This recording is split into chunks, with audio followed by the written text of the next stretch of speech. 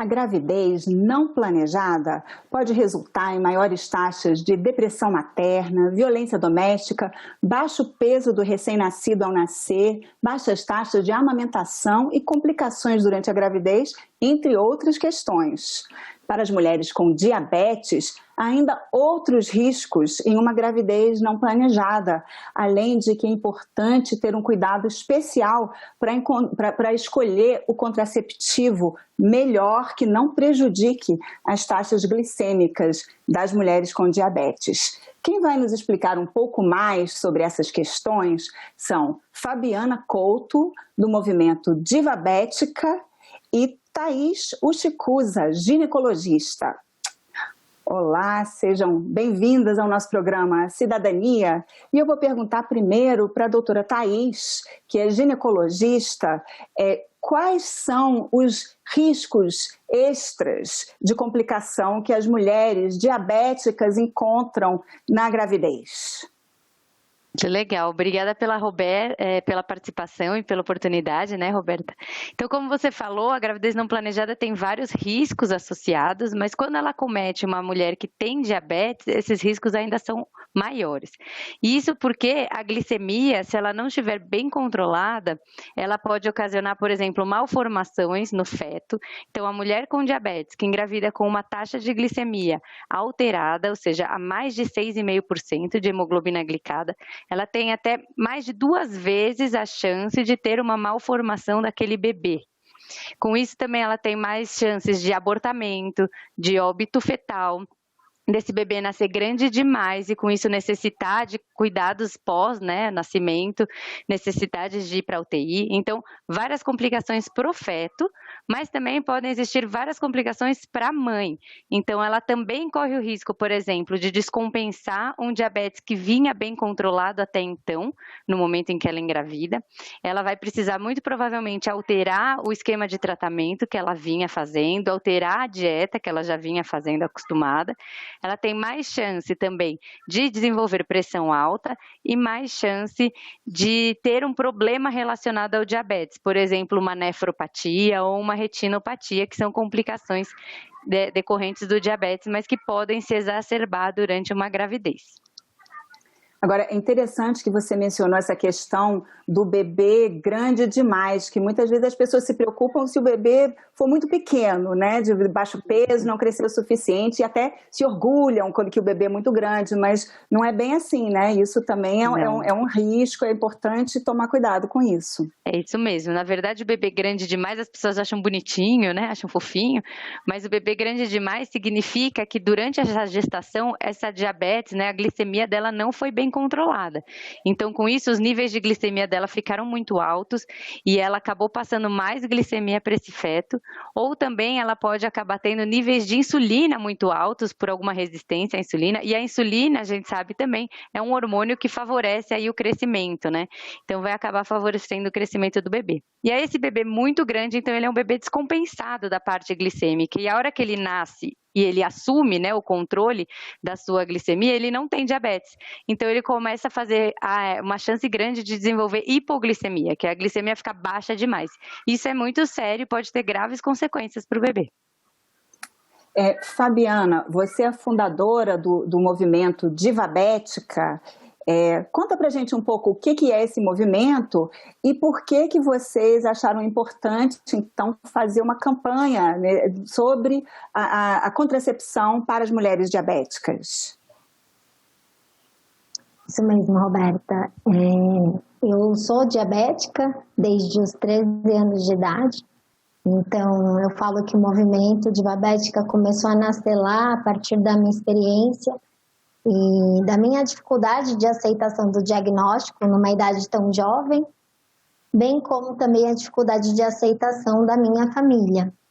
Então, por mais que nós tivéssemos acesso à informação, acesso a bons médicos, eu sentia muita falta dessa rede, dessa comunidade, dessa identificação com outras pessoas que também vivem o dia a dia da condição e que dentro desse espaço podem trocar experiências e que dessa forma não se sentem sozinhos. Eu me senti muito sozinha, então Agora, nessa etapa da minha vida, decidi que faria sentido fundar um movimento Divabética para acolher as mulheres e as pessoas, porque não é um movimento exclusivo às mulheres, mas a todas as pessoas que têm diabetes, sendo um grande canal de comunicação e também de conscientização em relação à condição, tanto desse aspecto mais emocional, que é o aspecto da aceitação, quanto trazendo informações, enfim, motivação, inspiração, para que elas possam se cuidar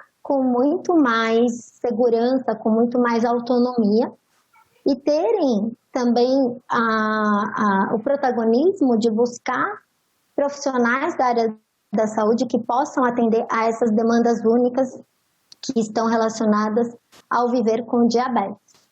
E essa campanha da contracepção e diabetes tem tudo a ver com esse propósito do movimento, que é de levar conscientização, porque a temática da contracepção e diabetes, ainda como a doutora Thaís falou, vem carregada de alguns mitos, e o planejamento familiar é fundamental. Então, muitas mulheres deixam de usar o método contraceptivo porque não são bem orientadas, e aí isso pode acarretar numa gravidez não planejada, o que pode levar a problemas durante a gravidez, tanto para a mãe quanto para o feto. Então, é muito sério isso. Um mito que não é olhado, que não é revisto, porque eu fui diagnosticada há 27 anos atrás. As coisas mudaram muito até aqui. Então, a gente precisa se atualizar. Agora, tem ainda alguns profissionais ou algumas pessoas que vivem nesse paradigma anterior e a gente precisa trazer essa atualização de que é possível usar o contraceptivo adequado, sem ter risco de complicações em relação à doença e, da mesma forma, ter um planejamento familiar adequado. Isso, para mim, é empoderamento. Por isso que a gente está promovendo essa campanha com o apoio da Bayer Brasil. Fabiana, o movimento Divabética, ele está presente nas redes sociais? Sim. A gente tem um blog, que é no endereço divabetica.com.br, mas os nossos principais conteúdos acontecem nas redes sociais, através de posts educativos, através de histórias inspiradoras, através de lives com especialistas. Ontem fizemos uma live.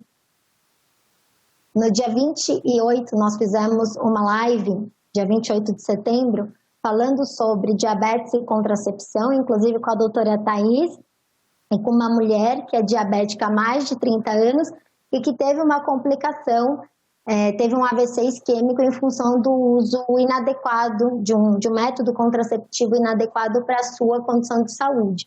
Então, a gente tem todas as formas de educação e inclusive eventos presenciais que a gente estava fazendo até então. Agora, no contexto de pandemia, a gente está fazendo eventos online. Então, é só entrar nas mídias sociais que você vai conseguir acompanhar essa campanha e também outros conteúdos que são voltados para as pessoas com diabetes. Doutora Thaís, o que é importante levar em consideração na hora de escolher o método contraceptivo para uma mulher com diabetes? Bom, então, a primeira coisa que a gente precisa ter em mente é que a gente precisa tirar esses mitos, como a Fabiana comentou. Então, os mitos, eles acontecem com vários métodos contraceptivos e com as mulheres no geral, mas com as mulheres diabéticas, isso às vezes se torna um pouco até mais exacerbado, um pouco pior do que a gente vê na prática. Então, assim, na prática, no Brasil, a gente já tem 55% das gestações acontecendo de uma forma não planejada. Quando a gente filtra, e seleciona só as mulheres com diabetes, a gente chega até 2/3 das gestações acontecendo de forma não planejada. E por que é muito maior? Se a gente está dizendo aqui que o risco é muito maior, não deveria ter nenhuma gestação não planejada. O mundo ideal seria esse, para as mulheres, para todas, mas com diabetes em especial. E o que a gente vê na prática é o contrário. E isso muitas vezes acontece por quê? Então, existem esses mitos que a Fabiana falou, da paciente, às vezes, ela acha que não pode, ela ouviu histórias, enfim. E existe o fato dela ter, muitas vezes, vários médicos que às vezes não se conversam. Então, ela tem um endocrinologista cuidando do diabetes, ela tem, às vezes, um oftalmologista, um nefrologista cuidando de complicações desse diabetes, e ela tem um ginecologista. às vezes eles não se conversam, e às vezes eles pensam assim, se precisasse de contracepção, o endócrino falaria, o endócrino pensa, se precisar o gineco fala, o oftalmo fala, qualquer coisa os outros dois falam, e acaba que ninguém, de fato, assume as rédeas, né, dessa paciente. Então, por isso que eu acho tão importante aqui a gente realmente fornecer informações para as mulheres confiáveis, para elas poderem realmente buscar a ajuda adequada. E aí, quando a gente fala de método contraceptivo, então é isso. Então, primeira coisa, buscar informações e questionar os seus médicos, perguntar, saber que você necessita de métodos contraceptivos e que hoje a gente tem, assim, métodos que atendam todos os tipos de mulheres. E aí, quando a gente fala de métodos contraceptivos e diabetes, a gente precisaria pensar em 2 aspectos principais. Então, um principal aspecto que seria o risco cardiovascular, que as mulheres com diabetes muitas vezes já têm um risco cardiovascular aumentado, e principalmente com o progredir da doença, né? Com o passar dos anos, com o tempo de doença, esse risco cardiovascular vai aumentando pelo tempo da doença, mas também pelo aumento da idade, que já é natural a gente aumentar esse risco cardiovascular. Então, primeira coisa que a gente tem que ter em mente é risco cardiovascular. A depender da idade e do risco dessa paciente, ela pode usar qualquer método, não tem nenhum problema. Mas se ela já tiver mais de 35 anos, se ela já tiver mais de 20 anos de doença, ou se ela já tiver alguma complicação relacionada ao diabetes, aí ela não poderia associar riscos. Então, ela não deveria usar nenhum método que aumente um pouco o seu risco cardiovascular, que é o caso, então, dos métodos que têm estrogênio associado. Então, que é o caso das pílulas combinadas, da injeção mensal, do adesivo, do anel vaginal. Todos esses, por conterem estrogênio, podem aumentar um pouquinho esse risco cardiovascular. E aí, quando você associa vários riscos, talvez esse risco se torne inaceitável para elas. E aí, pensando nesse aspecto, o ideal seria, então, ela usar métodos que não tivessem esse hormônio estrogênio. Então, os métodos só de progesterona seriam muito adequados, ou os métodos sem hormônio nenhum. Então, aí a gente tem método só de progesterona, os DIUs hormonais, o implante, a injeção trimestral, a pílula só de progesterona ou mini pílula e o DIU de cobre sem hormônio nenhum. E por que eu não citei aí, por exemplo, tabelinha, diafragma, camisinha? Esses métodos não têm hormônio, mas o problema desses métodos é que eles têm uma taxa de falha muito alta. E aí entra o segundo aspecto que eu estava comentando na escolha de um método contraceptivo, em especial para essas mulheres que não podem engravidar de uma forma não planejada. O ideal é a gente escolher, então, os métodos mais eficazes que a gente tem disponíveis. Então, os métodos não são todos iguais com relação à eficácia, nenhum método é 100%, mas tem alguns métodos que quase chegam no ser 100%, então eles são muito eficazes. E esses métodos são os de longa ação, que são os DIUs, tanto os DIUs hormonais quanto o DIU de cobre, e o implante. Eles chegam a ser 20 vezes mais eficazes do que aqueles métodos de curta ação, que é a pílula, o adesivo, a injeção mensal, e eles são muito mais eficazes do que a camisinha, o diafragma, enfim.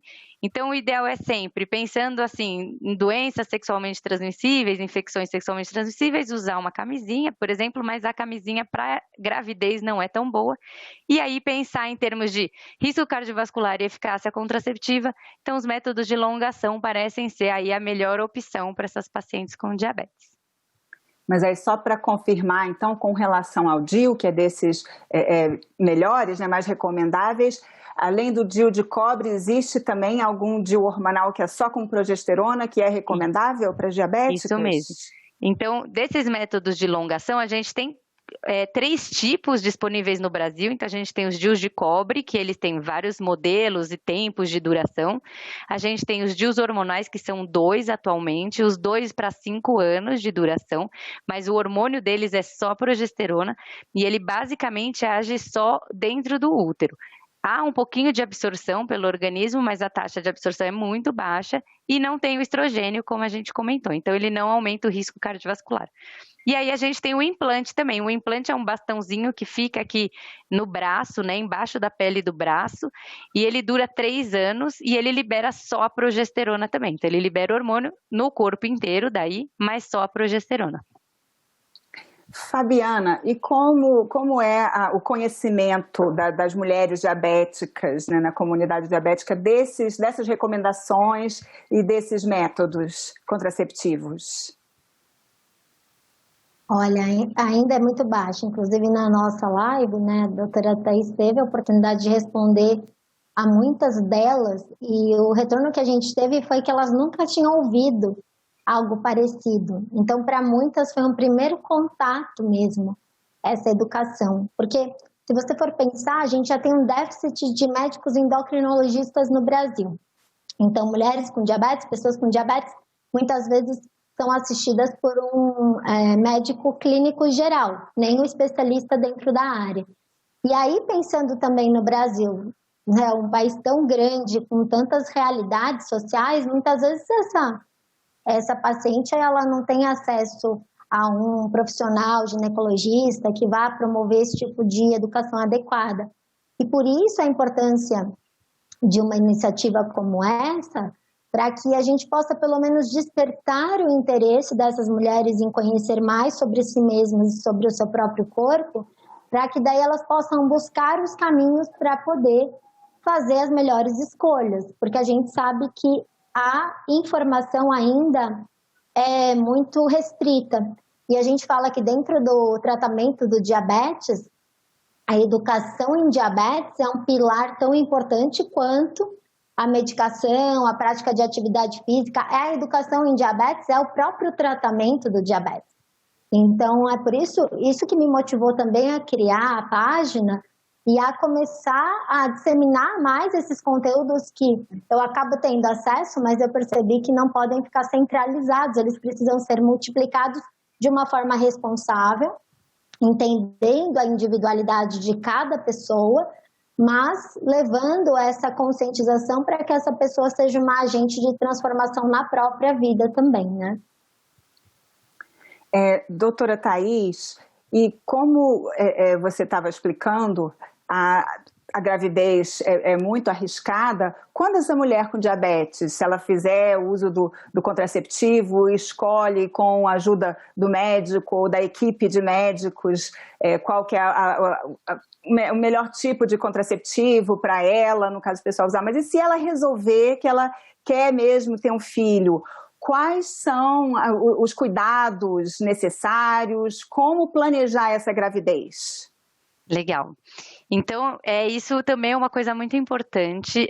Aqui a gente está falando que não é para as mulheres que têm diabetes não engravidarem, não é essa a mensagem que a gente quer passar de forma alguma. O que a gente quer passar é que não é para elas engravidarem de uma forma não planejada.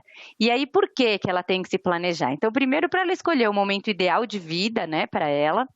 E segundo, para ela tentar minimizar os efeitos e os riscos que a diabetes pode causar durante a gestação. Então, primeiro ponto, ela precisa estar com a glicemia, né, com os valores lá de controle, né, do açúcar no sangue bem controlados. Então, a gente diz que a hemoglobina glicada, que é uma das coisas que a gente usa, um dos exames que a gente usa para acompanhar, ela tem que estar abaixo de 6,5%.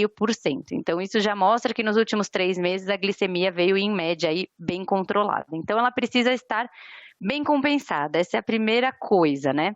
Segunda coisa, ela precisa ver os medicamentos que ela está usando, porque tem muitos medicamentos que a gente usa para tratar o diabetes que não foram estudados ainda em gestantes, ou que não são seguros para a gente usar durante a gestação. Então, se é o caso de algum medicamento que ela está utilizando não poder ser utilizado durante a gestação, então é ideal que ela vá ao médico, ela troque essa medicação, ela esteja equilibrada e compensada depois da troca da medicação, e aí sim ela engravide. Também, se ela já tiver alguma complicação cardiovascular, por exemplo, por conta aí do diabetes, o ideal é que ela vá ver se ela necessita de algum tratamento. Então, por exemplo, às vezes ela já tem uma retinopatia, então ela pode ir a um oftalmo, fazer o tratamento, por exemplo, a laser ou medicamentos que ela use para essa retinopatia, para ela melhorar essa condição e depois ela engravidar. Porque a tendência é piorar caso ela entre assim descompensada numa gravidez, e aí você tem muitos tratamentos que você não pode usar, por exemplo, laser, medicações, injeções intraoculares lá para retinopatia, você não pode usar durante a gestação. Então, o ideal é isso, você vê a medicação que você usa, vê se ela não vai ser prejudicial para o bebê, trocar a medicação se for o caso, compensar bem o diabetes, passar em todas as outras especialidades, ver se tem alguma complicação do diabetes que precisa ser tratada ou não antes. No ginecologista você vai poder fazer alguns outros exames também de rastreio de outras doenças, outras infecções, às vezes oportunistas, que aparecem junto com o diabetes. Geralmente a gente prescreve vitaminas antes dela engravidar, porque tem algumas vitaminas que podem estar em déficit nessas pacientes com diabetes, e aí isso também pode favorecer aí as malformações dos fetos. Então, eventualmente, tomar essas vitaminas, e as doses podem ser um pouquinho diferentes para paciente com diabetes e para paciente que não tem diabetes. E basicamente é isso. Então, olhar medicações que você usa, compensar o diabetes, usar vitaminas, se for o caso, e aí sim, quando tudo estiver ok, parar o método contraceptivo ou retirar, se for o caso de um DIU ou de um implante, e aí tentar a gravidez de uma forma segura. Então, só assim, aproximadamente, qual seria esse tempo prévio? Quanto tempo antes que ela tem que começar aí a se preparar? Antes de pensar na gravidez? A gente diz assim, já para qualquer mulher, pelo menos 3 meses antes, porque essas vitaminas, o tempo de você absorver e de você compensar, geralmente são 3 meses. Aí vai depender muito do quadro dela com diabetes.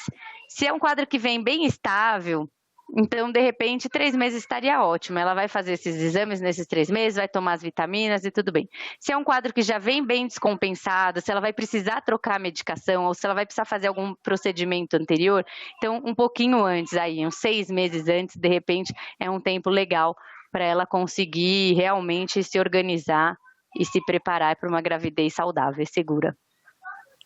Fabiana, você falou da questão emocional, da aceitação da diabetes, né, que foi difícil para você e até para sua família, né? De onde vem essa dificuldade? E ela aumenta ainda mais, assim, com relação com esses assuntos com relação à gravidez, à maternidade? É difícil aceitar que tem que ter um cuidado mais especial? Com certeza. Tudo começa na aceitação. Até porque a busca de informações, ela vem depois que a gente aceita, depois que a gente já internalizou aquilo e falou, ok, vou fazer do diabetes um amigo, vou fazer as pazes com ele, vamos viver bem juntos.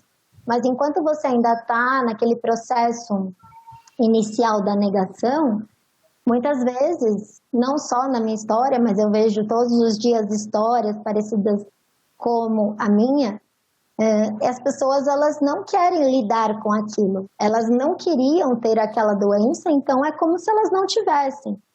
E vão vivendo, empurrando com a barriga, ignorando os riscos. Quantas mulheres eu conheço que engravidaram com hemoglobina glicada altíssima e tiveram uma gravidez super difícil, e às vezes até no processo da gravidez resolveram se cuidar um pouco mais por causa do bebê, mas acabou a gravidez, elas voltaram naquele padrão anterior de não se cuidar.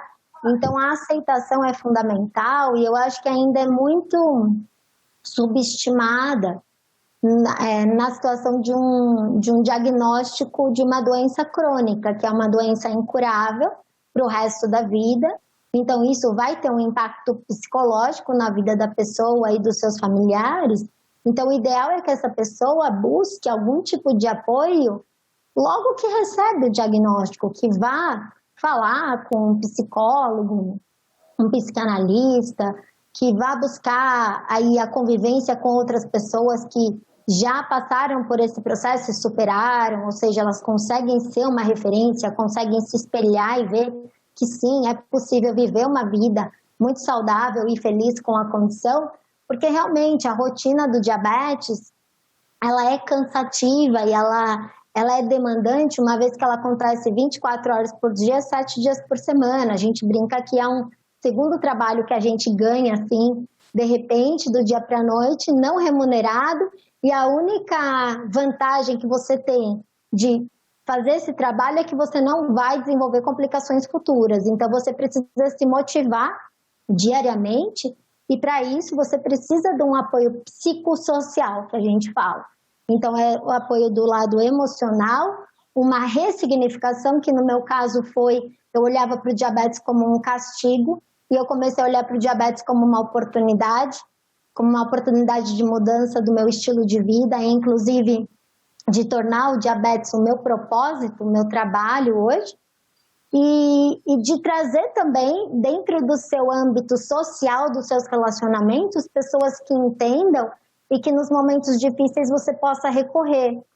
E um outro ponto, só para complementar, é trazer uma equipe de saúde que tenha essa empatia, que a doutora Thaís trouxe, né, de você poder discutir abertamente sobre suas questões, você poder sentar lá, assim, como parceiros no tratamento, onde você tem essa afinidade e você tem essa segurança, essa confiança. Isso também tira um lado psicológico aí, um estresse muito grande, principalmente nessa situação aí de gravidez, enfim.